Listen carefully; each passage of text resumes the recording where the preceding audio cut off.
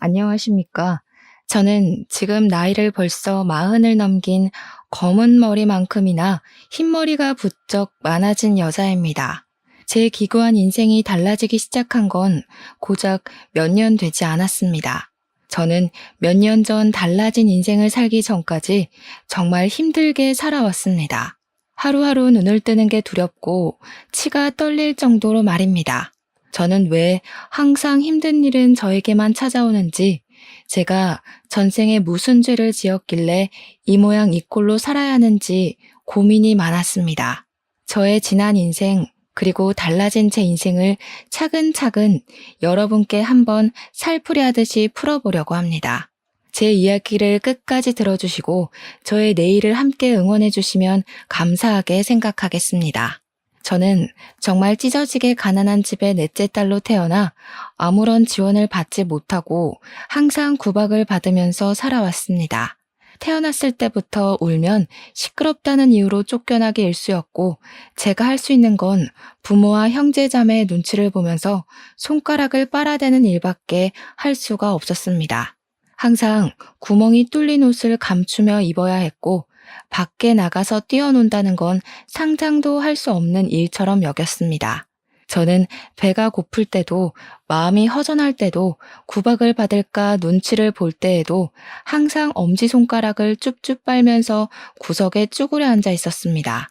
그래서 제 엄지손가락이 약간 기형의 형상을 띠고 있는데, 하도 손가락을 빨아버릇해서 모양이 휘어 이상하게 자란 것입니다. 정형외과에 일찍 가서 치료만 받았어도 제 손가락이 이렇게 이상한 모양으로 자라지 않았을 텐데, 우리 부모는 저를 병원에 데려가는 것을 사치라 여겼습니다. 그 시절이 이런 거 하나 고치지 못하는 낙오된 시대도 아니었는데도 말입니다.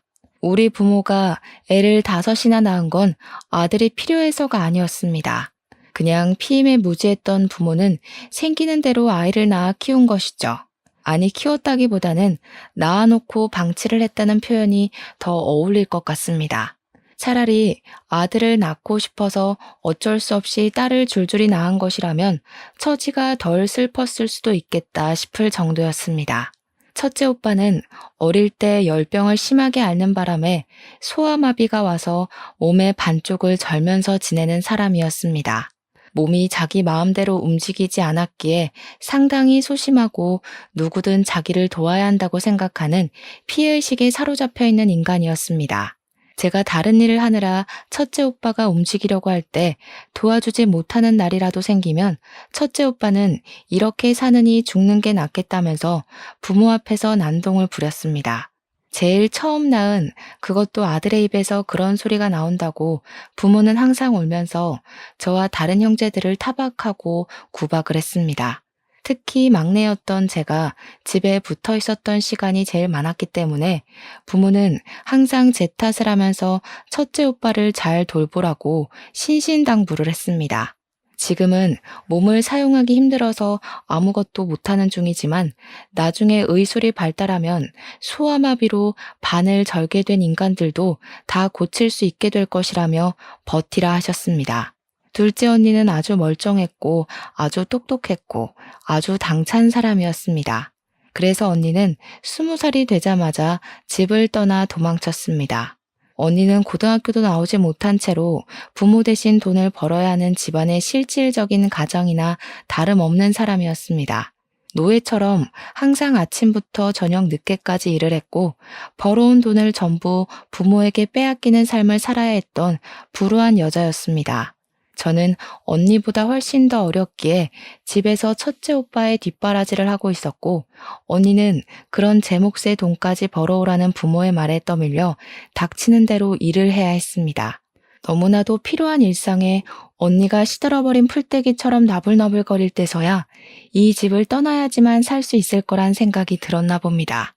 저에게만 살짝 도망가라는 말을 남기고 모두들 잠든 새벽에 홀연히 사라져버렸습니다. 둘째 언니가 도망을 쳤다는 사실을 알게 된 부모는 분노했고, 밤이고 낮이고 언니가 떠난 대문을 향해 저주를 퍼부었습니다. 돌에 맞아 죽을련, 가다가 차에 치여 죽을련 하면서 차마 부모로서는 입에 담지도 못할 말들을 퍼부었습니다.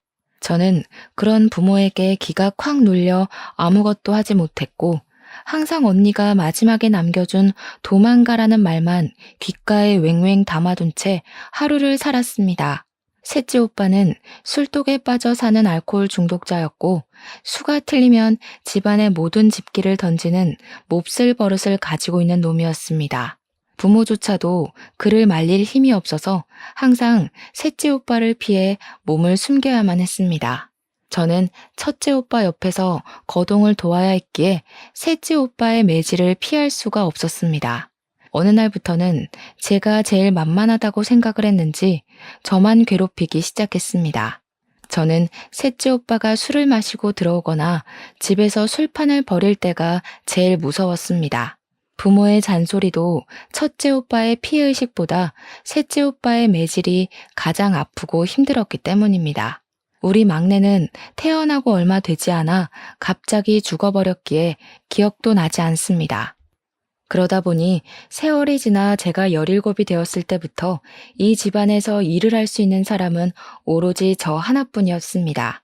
이미 둘째 언니는 도망을 간 상태였고 거동이 불편한 첫째 오빠, 술에 취해 있는 셋째 오빠를 대신해 그 몫을 해낼 사람은 저뿐이었습니다. 저도 둘째 언니처럼 도망이라도 갈 수 있었다면 얼마나 좋았을까요? 하지만 우리 부모는 그렇게 호락호락한 사람이 아니었습니다. 둘째 언니가 도망을 가버린 그날 이후부터 줄기차게 저를 감시하고 들었기 때문입니다. 처음에는 제가 둘째 언니와 따로 연락을 하고 지내는 줄 알고 다시 둘째 언니를 잡아오려고 했는지 저의 동태를 감시하기 시작했습니다. 하지만 둘째 언니가 어디로 갔는지 전혀 모르는 눈치를 보이자 그 뒤부터는 저도 언니처럼 도망을 갈까 싶어 감시를 하기 시작했습니다.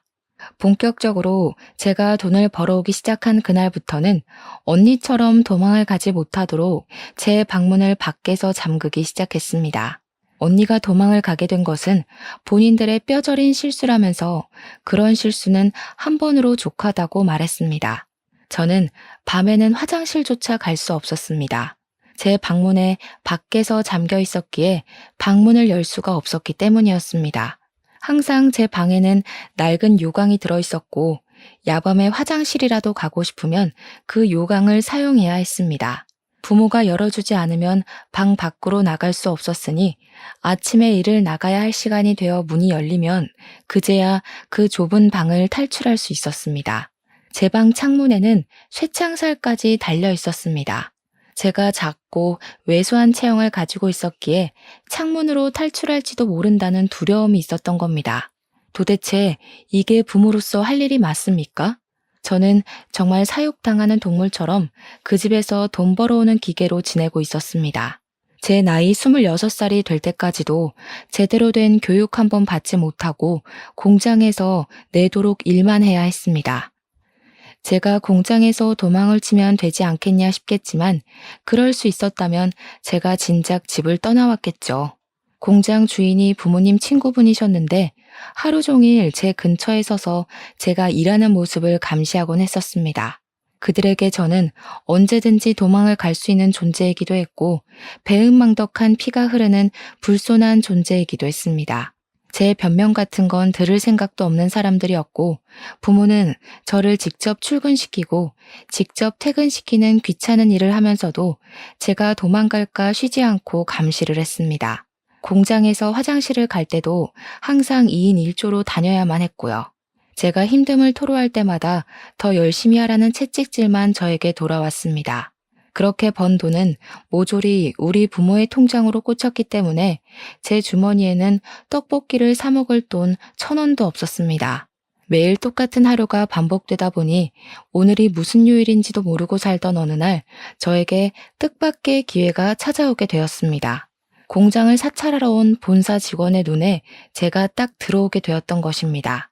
근속도 매우 좋고 야근이고 특근이고 빠짐없이 참여하고 공장에서 저만큼 오랜 시간 꾸준히 일을 했던 사람도 없었던 것입니다. 제 나이 17살 때부터 일을 시작했으니 10년이나 단 하루도 쉬지 않고 근속을 이어간 아주 성실한 인재였던 것입니다. 그러니 본사 직원이 제 근속을 보고 스카우트 제안을 해온 것입니다. 월급을 올려줄 테니 수도권으로 올라올 생각이 없냐는 것이었습니다. 월급이 지금보다 오른다 한들 제 주머니 속으로 들어오는 것이 아니었기에 제겐 그리 솔깃한 제안은 아니었습니다. 특히 우리 부모는 제가 도망을 가기라도 할까봐 죽어도 안 된다고 했는데 본사 직원은 이상하게도 저에게 집착을 하기 시작했습니다. 본사 직원이 뭐가 아쉬워서 저를 자꾸 데리고 가려고 하는지 이해할 수 없었는데 저도 하루 이틀 생각을 해보니까 본사로 가게 된다면 이 지긋지긋한 생활을 청산할 수 있을 것 같았습니다. 일단 부모의 감시를 피하기 훨씬 쉬워질 테고 부모의 두려움처럼 제가 도망을 갈 수 있는 틈이 생기지 않을까 싶었던 것입니다. 쭉 포기하고 있었던 제 삶에 한 줄기 빛이 들어오는 듯한 착각을 하게 되었습니다. 저는 본사 직원에게 몰래 가고 싶은 마음이 있으니 우리 부모를 조금만 더 설득해달라고 부탁을 했고 본사 직원은 의아해하면서 저희 집을 방문했습니다. 제 의지만 있으면 충분히 수도권 공장으로 옮길 수 있는데 왜 그 나이를 먹도록 부모의 허락이 필요하다고 하는 건지 이해를 하지 못한 것이겠죠. 하지만 본사 직원이 집을 방문해서 부모에게 이야기하러 왔다가 집안 꼴을 보고 무척이나 놀란 것입니다. 술에 취해서 부모도 못 알아보는 둘째 오빠와 몸이 병신인 첫째 오빠, 거기다가 제 방문 바깥에 달린 걸쇠를 보고 얼굴이 점점 굳어가더군요. 당연히 제가 학대를 당하고 있다고 생각을 했던 본사 직원은 바로 경찰에 신고를 했고 경찰이 집에 방문해서 제 방의 걸쇠와 제 방 창문의 쇠창살을 보고 사진을 찍더군요. 제 증언을 토대로 제가 오랜 시간 학대를 당하고 있었다 판단한 경찰은 부모를 고소하자고 했고 저는 든든한 그들을 방패 삼아 부모를 고발하게 되었습니다. 하지만 우리 부모는 예상보다 훨씬 뻔뻔한 사람이었습니다. 재판부에서도 저의 편을 들어주지 않아 감옥에 가지 않고 집행유예로 풀려나게 되었어요. 꼼짝없이 그 집에 갇히게 되겠구나 하고 생각했으나 한 가지 다행인 건 저에 대한 접근 금지 조치가 취해졌다는 것이었습니다. 하지만 우리 부모의 협박은 계속되었습니다. 저와 접근을 할 수 없으니 꾸준히 다른 사람을 통해 수도권으로 올라간다 하더라도 돈을 보내라는 협박을 했습니다. 돈을 보내지 않으면 어떻게 해서든 저를 찾아가 죽여버릴 거라며 협박을 했습니다. 저는 오랜 시간 정서적 학대를 받아왔기에 그런 부모가 무서웠고 시키는 대로 꼼짝없이 할 수밖에 없었습니다. 수도권 공장 기숙사에 들어와 일을 하면서 모아둔 돈은 하나 없었고 밥 한 끼를 사 먹을 돈이 없는 날이 많아서 점심은 공장에서 주는 밥을 먹고 저녁은 물로 배를 채우면서 일을 했습니다. 회식하는 날만큼 즐거운 날이 또 없었죠. 그렇게 28살이 되었을 때 공장 직원 중 한 명이 저를 빤히 지켜보는 듯한 착각이 들었는데 어느 날 저에게 말을 걸더라고요. 혹시 제가 사채를 쓴 건가 싶어서 도울 일이 있을까 해서 말을 걸었다고 하더라고요. 왜 밥을 먹지 않는 거냐고 공장에서 지급하는 점심밥만 먹지 않냐고 하더라고요. 저는 솔직히 부끄러워서 아무 말도 할 수 없었습니다. 공장에서 받는 돈이 꽤 되는데도 불구하고 돈이 없어서 물배를 채운다는 말을 어떻게 하겠습니까? 제가 고개를 푹 숙이고 있자 저녁을 든든하게 먹어야 잠도 잘 오는 거라면서 저에게 고기를 사주겠다고 하더라고요. 퇴근하고 공장 앞에 있는 삼겹살 집에 데려가서 밥을 사주시는데 너무나도 감사하더라고요. 그분은 저보다 4살이 많은 남자 선배였는데 저에게 밥을 사주시면서 하는 말이 몇 개월간 제가 자꾸 눈에 밟혀서 저를 지켜봤다고 하더라고요. 저는 남에게 관심이라는 걸 받아본 게 처음이었던지라 너무나도 그 작은 관심이 좋아서 술을 마시고 제 이야기를 줄줄 늘어놓기 시작했습니다. 그러니 깜짝 놀라면서 접근 금지인데다가 찾아올 수도 없는 사람이니 겁을 먹지 말라고 걱정하지 말라고 하더라고요. 돈을 안 붙여도 되지 않겠냐고 기숙사 자체도 외부인이 들어올 수 없으니까 급여 통장부터 바꿔버리라고 했습니다. 제 노력으로 번 돈을 왜 가족에게 전부 쏟아붓고 있냐고 그렇게 한다고 한들 그 사람들이 감사해할 것 같냐고 하면서 미련하다 하더라고요. 제 통장이랑 카드를 부모가 들고 있다고 하니 통장을 새로 발급받아서 급여 통장을 바꾸면 된다고 어려운 일이 아니라고 했습니다. 저는 부모가 원하는 대로만 살아왔기 때문에 그런 사실을 하나도 몰랐던 것이었습니다. 저는 결국 그 선배의 도움으로 통장을 새로 발급받을 수 있었고, 새 통장으로 월급 통장 또한 교체를 하게 되었습니다. 선배는 저에게 휴대폰 번호도 바꿔버리는 것이 좋겠다고 했고, 인터넷에 들어가서 손쉽게 번호도 바꾸어 주었습니다. 그리고 경찰서에 다시 찾아가서 접근금지 연장 신청을 하라고 하더군요. 저는 접근금지 연장 신청이라는 게 있는지도 몰랐기 때문에 경찰서에 찾아가 이것저것 물어보았고, 학대 이력과 집행유예 기간을 인정받아 접근금지 기간을 연장시킬 수 있었습니다. 그 모든 일이 일사천리로 이어지자 부모는 공장으로 전화를 해서 저를 당장 바꾸라고, 고향으로 내려오게 하라고 난리를 쳤습니다.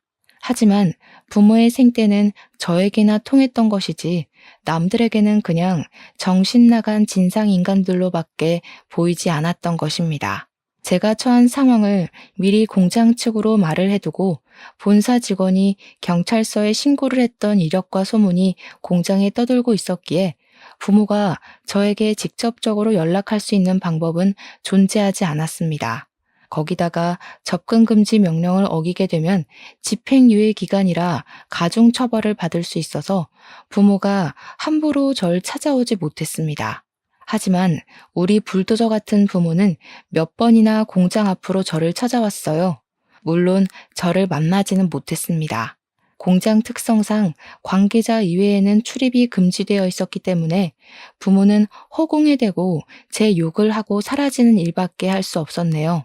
월급날 저는 처음으로 제 통장에 찍힌 260만 원을 보고 너무 놀라서 눈물을 줄줄 흘렸습니다. 저는 그 돈을 어떻게 써야 하는지도 몰라서 그냥 제가 너무너무 먹고 싶었던 떡볶이를 사 먹었습니다. 시장에서 파는 2,000원짜리 떡볶이 말고 2인분에 12,000원이나 하는 즉석 떡볶이를 저를 도와준 선배와 함께 가서 사 먹었습니다. 선배는 저에게 참으로 힘들게 살았겠다면서 그동안 고생했다고 저의 처지를 안타까워하면서 위로도 해주었습니다. 본인은 홀어머니와 둘이 살고 있는데 자기도 참 힘들게 살았었던 과거가 있어서 제가 사채 빚에 쪼들리고 있는 줄 알았다고 했습니다. 지금은 물론 빚도 다 갚았고 홀어머니가 운영하는 식당 장사가 무척이나 잘 되고 있어서 여유 있게 살고 있긴 하지만 과거를 생각하면 치가 떨릴 정도로 힘들었다고 하더라고요. 공장에서 일한 지 오래됐죠? 네, 저 이제 12년 차예요, 벌써. 와, 엄청 동안이네. 그러면 나이가 32살? 나랑 동갑이라고요? 나보다 어리다고 하지 않았어요? 네, 저 28살이에요. 제가 공장에서 17살 때부터 일을 했거든요. 17? 학교도 안 다니고 공장에서 일을 했단 말이야?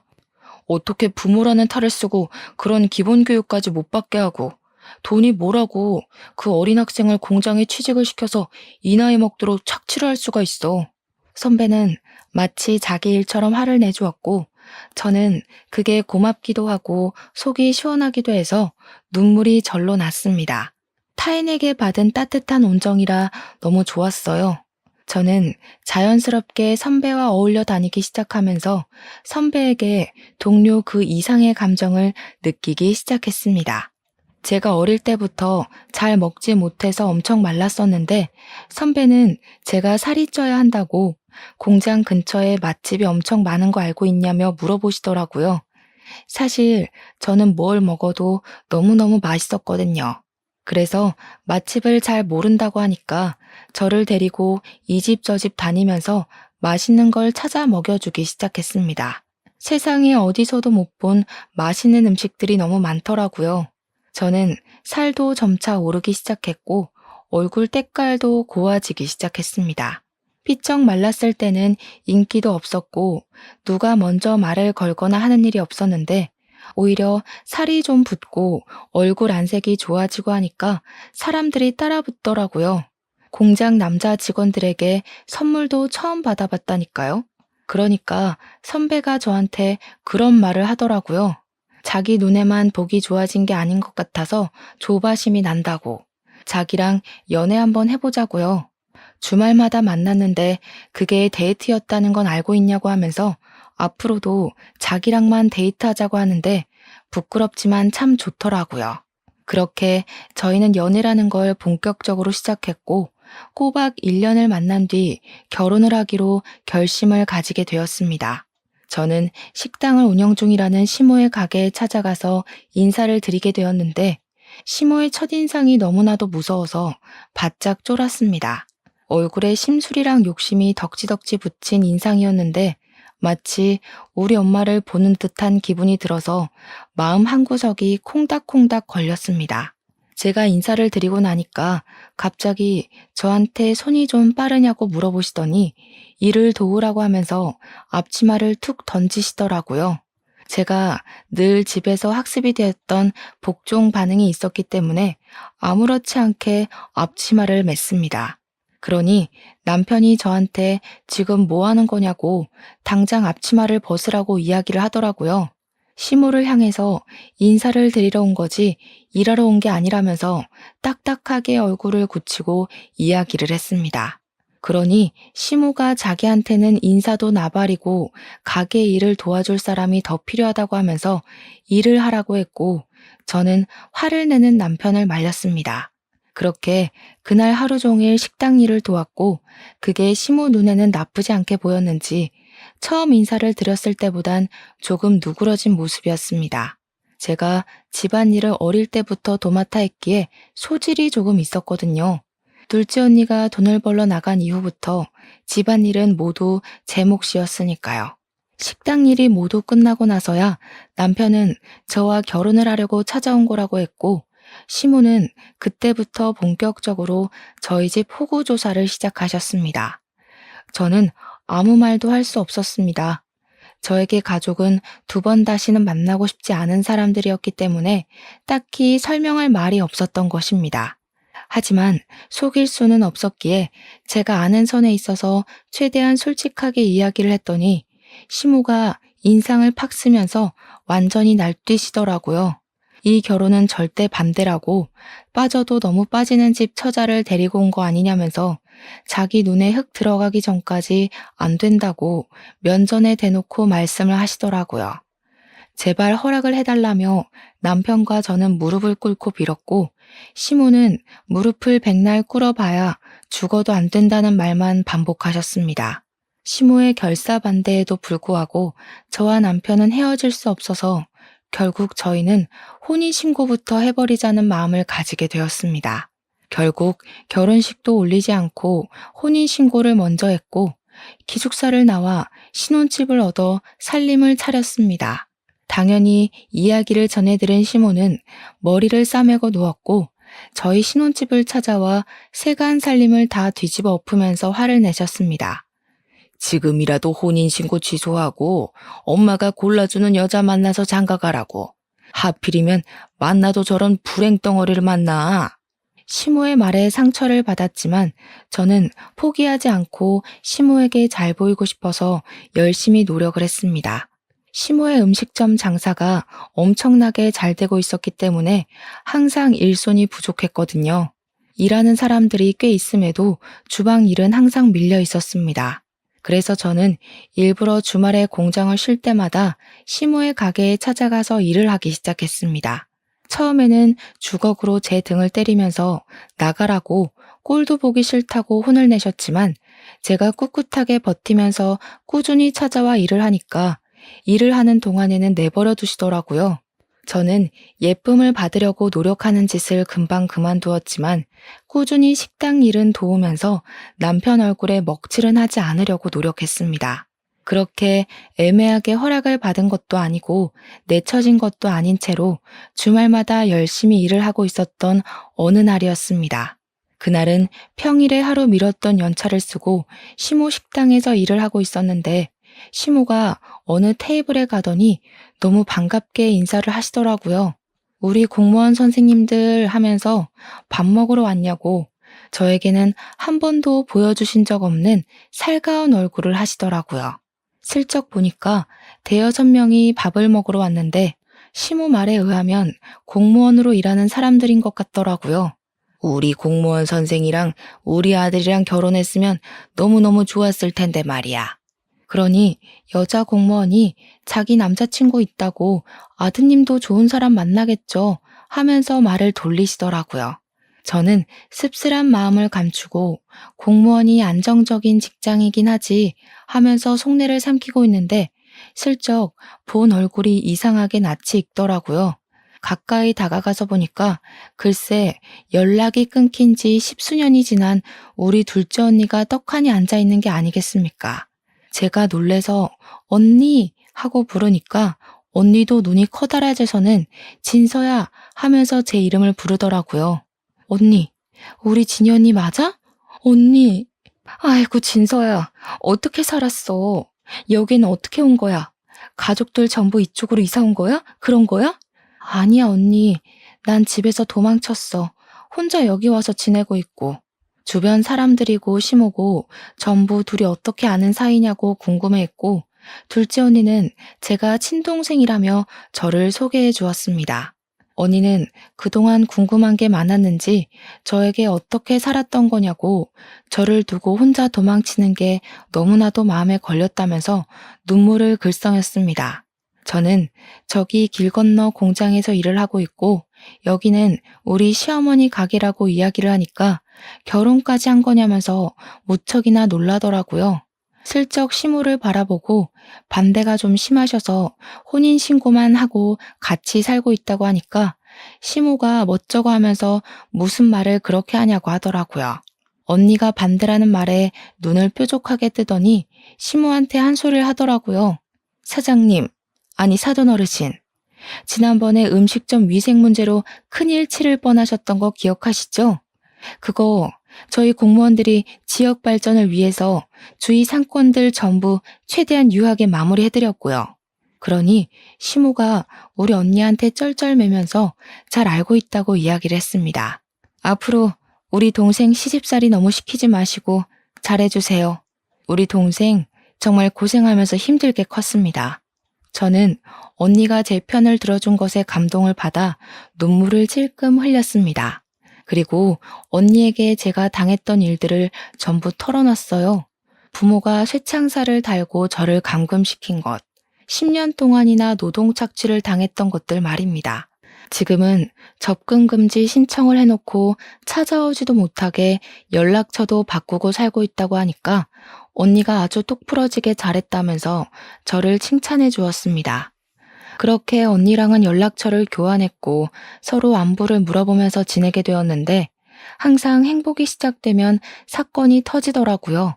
제가 일을 하는 공장에는 여러 가지 조가 있었는데 저는 주 5일만 일하는 주간조였고 남편은 교대 근무를 하고 있었습니다. 남편이 그날은 밤 9시쯤 퇴근을 하는 날이라서 저녁 식사를 미리 준비해 놓고 남편을 기다리고 있었습니다.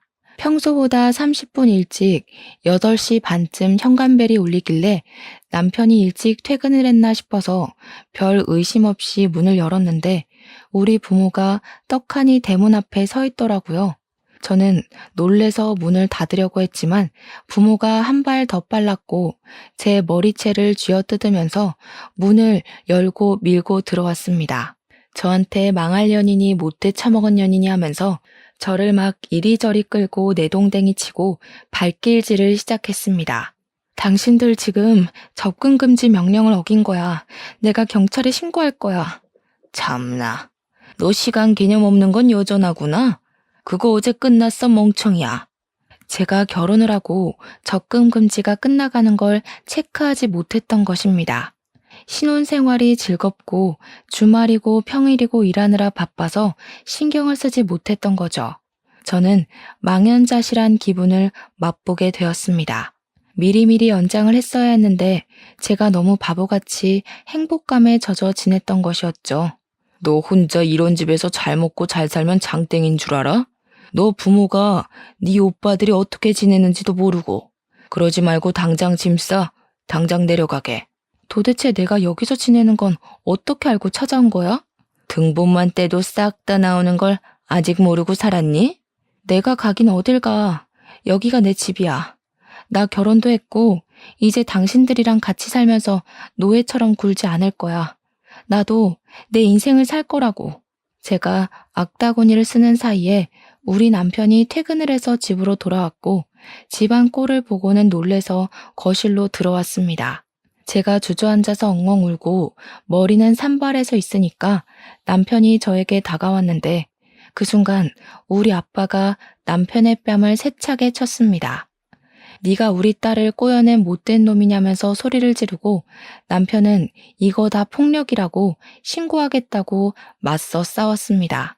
경찰을 부르겠다는 소리에 부모가 덜컥 겁을 먹었는지 잠시 조용해지더라고요. 자기들이 한 일이 불법적인 일이라는 걸 잘 알고 있는지 말로 하자고 하더니 남편과 저에게 무리한 요구를 시작했습니다. 우리도 돈만 꼬박꼬박 보내주면 이럴 일 없어. 매달 200만 원씩만 보내주면 우리도 조용히 고향 내려가서 살게.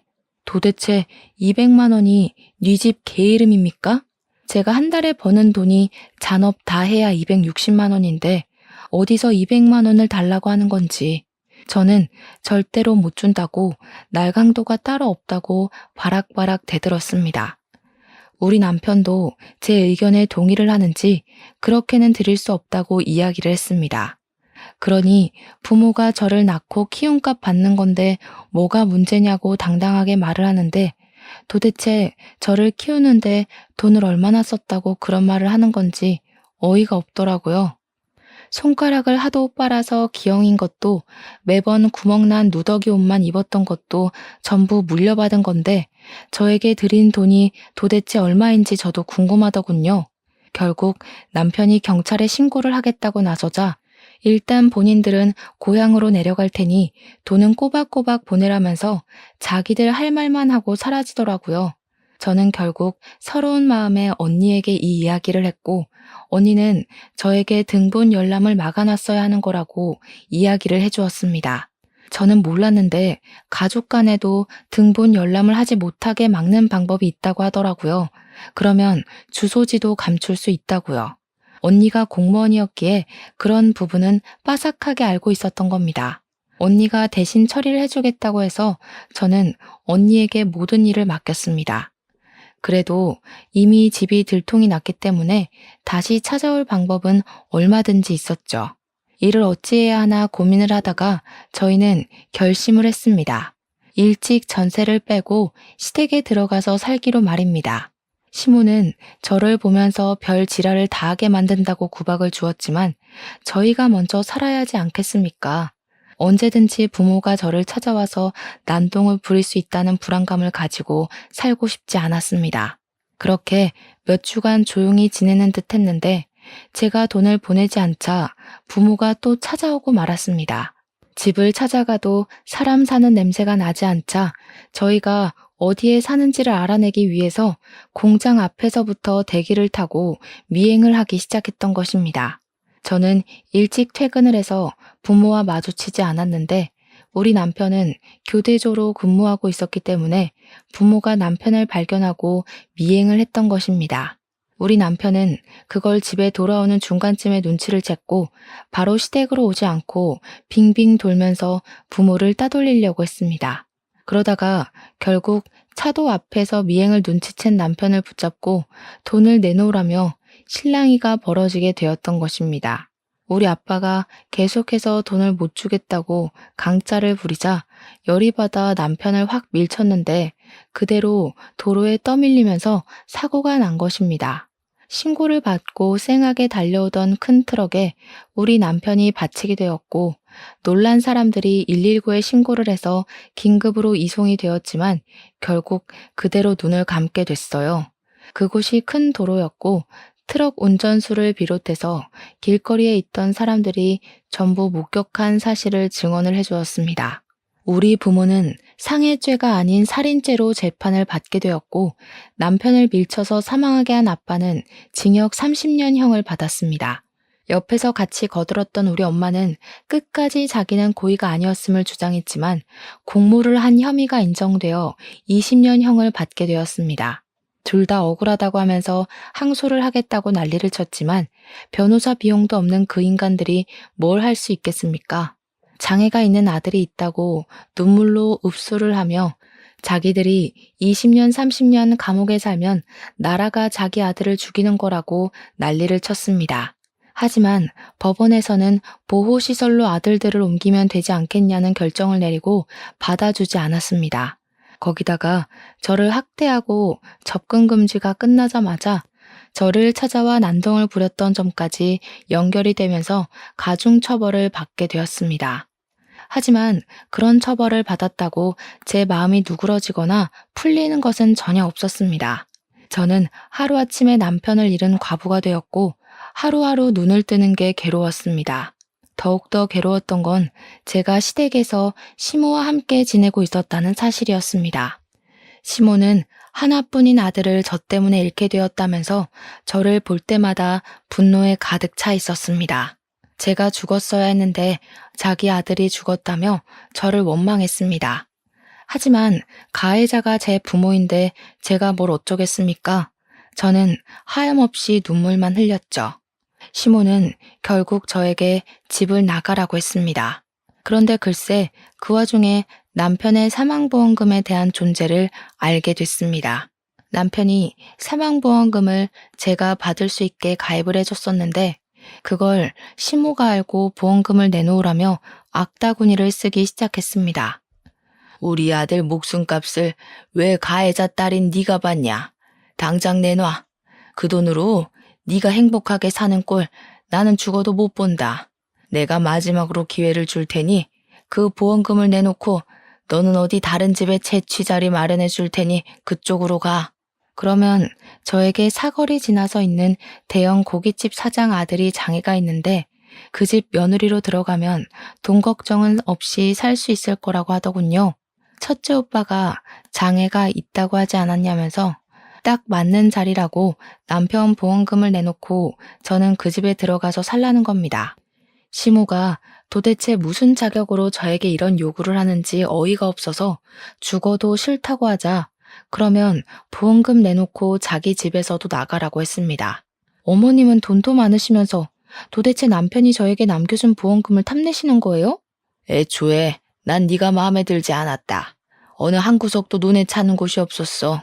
우리 아들 목숨값으로 네가 먹고 놀고 하는 거 생각하면 기분이 더러워서 자다가도 벌떡 일어난다, 내가.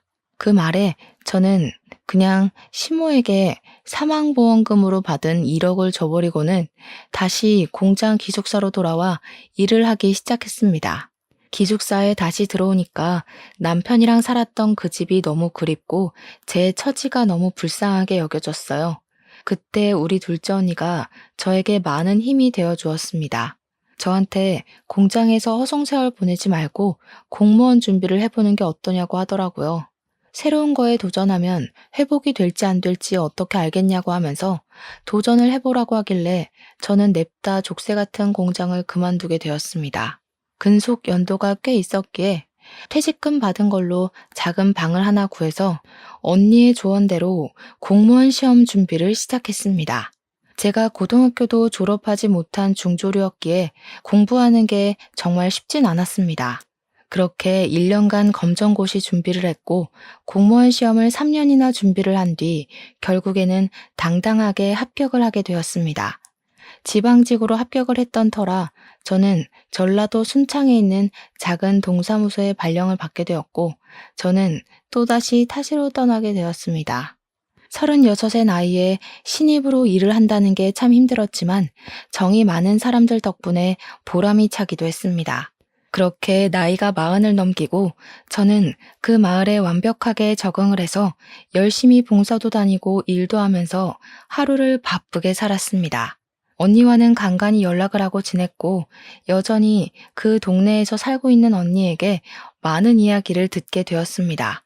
제가 제일 놀랐던 이야기는 시모의 식당에 불이 나는 바람에 갑자기 식당이 사라지고 어느 날부터 시모 또한 보이지 않는다는 이야기였습니다. 분명 불이 난 이후에 시모를 두어 번 봤었는데 이사를 간 것인지 뭔지 갑자기 동네에서 사라졌다고 하더라고요. 저는 궁금한 마음에 찾아가 볼까 생각을 하기도 했지만 저에게 그다지 좋았던 사람은 아니라서 그런 수고를 하진 않았습니다. 어느 날 지자체 프로그램으로 치매 요양원에 봉사를 하러 가게 되었는데 전라도 광주에 있는 요양원이었습니다. 요양원 할머니들의 영정 사진을 미리 찍어주는 봉사였는데 한 분 한 분 머리를 정리하고 사진을 찍으려던 순간이었어요. 아니 웬걸 저희 시모가 떡하니 있는 게 아니겠습니까? 너무 놀란 나머지 꾸민 장비를 죄에 놓치고 말았죠. 경기도에 있어야 할 시모가 왜 전라도에 있는지도 궁금했습니다. 요양보호사에게 물어보니까 이야기를 해주더군요. 김할머니요? 치매로 보호소를 전전긍긍하다가 여기로 오게 되었다고 하더라고요. 가족도 없고 며느리가 하나 있다고 하던데 등본 열람도 안 되게 해놔서 연락도 못했고요. 그 며느리가 바로 저 아니겠습니까? 시모가 치매라는 것도 너무나도 놀라웠습니다. 증상이 꽤 심해서 아예 기억을 못한다고 하더라고요. 저는 시모에게 다가가서 혹시 저를 알아볼까 싶어서 물어보았습니다. 혹시 저 알아보시겠어요? 너, 자개장, 자개장, 건드리지 마. 너 자개장. 저는 자개장을 외치는 시모의 증상이 정말 심하구나 싶었습니다. 그런데 갑자기 시모가 까만 동공으로 저를 빤히 보더니 누구세요? 누구세요? 하더라고요. 참 치매라는 게 무서운 거더군요. 한편으로는 짠한 마음도 들었고요. 32살부터 40이 훌쩍 넘은 시간까지 남편을 묻고 잘 살고 있었다고 생각했는데 시모를 보니까 또 남편 생각이 나더라고요. 치매로 모든 걸 잊게 된 시모가 부럽기도 했습니다. 그렇게 8개월이라는 시간이 지나는 동안 가끔 시모를 들여다보러 요양원에 찾아갔었는데 시모가 죽었다는 연락을 받게 되었고 저는 장례식에 참석을 했습니다. 제가 며느리였으니 사망신고도 하고 정리할 게 더 없나 시모의 통장을 살피는데 현금이 한 푼도 없더라고요. 이상했죠. 제가 남편 사망보험금도 1억이나 던지고 나왔고 시모 식당 장사가 꽤 잘 돼서 현금이 많았거든요. 거기다가 불이 나서 식당이 전소됐으니 화재보험 보상금도 받았을 거고요. 통장에 돈이 없으니 정리할 것도 없겠다 싶었는데 문득 시모 집이 생각이 나더라고요. 갑자기 치매 증상이 왔으면 집 정리도 못했겠다 싶어서 하루 연차를 내고 경기도에 있는 시모 집을 찾아가니 정말 뽀얗게 먼지가 쌓여 있었습니다. 내부 정리를 하고 집도 팔아야겠다 싶어서 정리를 시작했는데 구석에 자개장이 있는 게 아니겠습니까? 시모가 저를 보고 자개장 했던 것이 생각이 나서 이리저리 보니 자물쇠로 입구가 잠겨 있던 것이 녹이 많이 쓸어 살짝만 힘을 줘도 열리더라고요. 근데 그 자개장 안에 글쎄 현금 다발이랑 금괴가 있는 게 아니겠습니까? 저는 너무 놀라서 입을 떡 벌렸습니다. 시모가 은행도 못 믿은 건지 돈이 생기면 전부 금으로 바꾸고 현금을 다발로 모아서 넣어두었던 겁니다. 거기에는 남편의 사망보험금과 화재보험금까지 다 있는 듯 했습니다. 1kg짜리 금괴가 10개는 넘게 있었거든요. 저에게 마지막에 자개장이라고 외친 게 저에게 이걸 주려고 했던 건지 절대 뺏기지 않겠다고 한 건지는 모르겠지만 저는 그것들을 전부 들고 나왔습니다. 우리 남편의 목숨값을 찾았다고 생각하니 차마 쓰진 못하겠더라고요. 그래서 저는 제 노후 자금이라 생각하고 아껴 쓰고 남은 돈을 억울한 사람들, 저처럼 가족들에게 피해를 입은 사람들을 위해 사용하기로 마음을 먹었습니다. 제 기구했던 인생이 그 지기장 하나로 달라지기 시작했고 저는 그 이후 매년 기부를 하면서 지내고 있습니다. 지옥과도 같았던 인생이었지만 끝은 이렇게 꽃 만개하는 봄처럼 다가왔어요. 저는 저처럼 피해를 입은 사람들에게 희망이자 용기가 되길 바라는 마음으로 진심을 다해 봉사하고 기부할 생각입니다. 여러분들도 욕심 부리지 않고 좋은 뜻으로 사람을 대하면 언젠간 봄날이 오지 않을까요? 아무튼 제 긴 사연 들어주신 여러분